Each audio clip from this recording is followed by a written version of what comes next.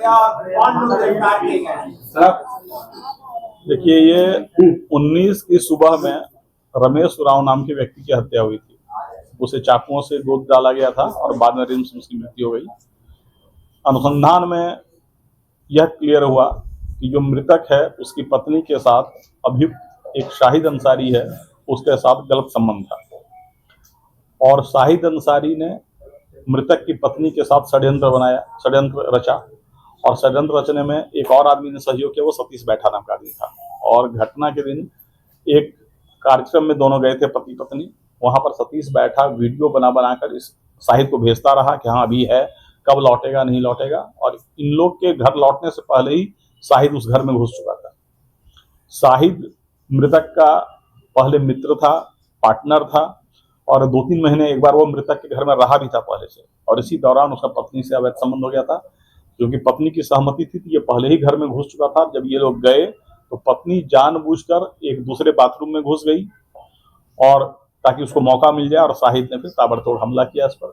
बच्चे जब चिल्लाए तब जाके पत्नी उस घर से बाथरूम से बाहर निकली, तब तक इस पर जो है बहुत सारा वार हो चुका था।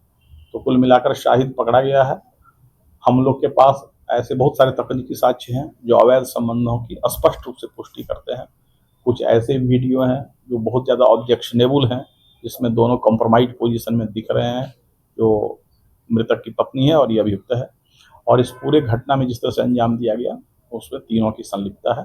तो 3 आदमी गिरफ्तार हुए हैं। एक शाहिद अंसारी जिसने चाकू चलाया और मर्डर किया, उसकी पत्नी जो षड्यंत्र में शामिल थी, और इसके अलावा सतीश बैठा वह भी षड्यंत्र में शामिल था और वीडियो बना के प्रीवियस नाइट में दे रहा था।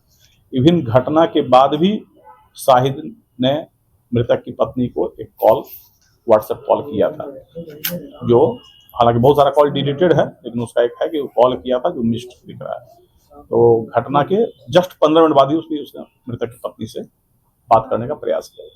तो ये गुमराह किस तरह से करी थी उसकी पत्नी से? पुलिस को काफी गुमराह करने का प्रयास किया है। अभी भी वो लगातार जो है, और वो दोनों ही अभियुक्त जो है काफी शातिर हैं। इनके जो हम लोग को व्हाट्सएप में है उसमें प्राइवेट चैट्स हैं जो लॉक्ड रहता है, जिसमें आपको सोर्स पता नहीं चलता है। और ये दोनों ही के मोबाइल में है, जो तन्नू लकड़ा है उसके भी मोबाइल में है और शाहिद के भी मोबाइल में है, जिसका सोर्स पता नहीं चला कि ये कहाँ से आया। तो ये लोग टेक्निकली भी तेज थे। इवन उसने शाहिद से वो लगातार बात करती थी व्हाट्सएप पर, लेकिन उसका नंबर सेव नहीं रखी थी, मतलब वो बार बार बात करके डिलीट करती थी कॉन्टेक्ट को। तो इससे लगता है कि काफी शातिर स्वभाव के थे दोनों, और हम लोग के पास बहुत सारे साक्ष्य इसके मिले हैं। तीनों का रोल किस तरह से रहा था? किसने किस तरह से घटना को पूरा जोड़ा? प्लानिंग में अपनी साथ थी, और कब करना है घटना इस बात का प्लानिंग किया गया। और जब वो कार्यक्रम से लौट रहा था, कार्यक्रम के उसके पल के आने जाने की जानकारी सतीश बैठा दे रहा था। पूरी घटना के मास्टर हाँ, मेनली तो शाहिद अंसारी ही मेन प्लानर।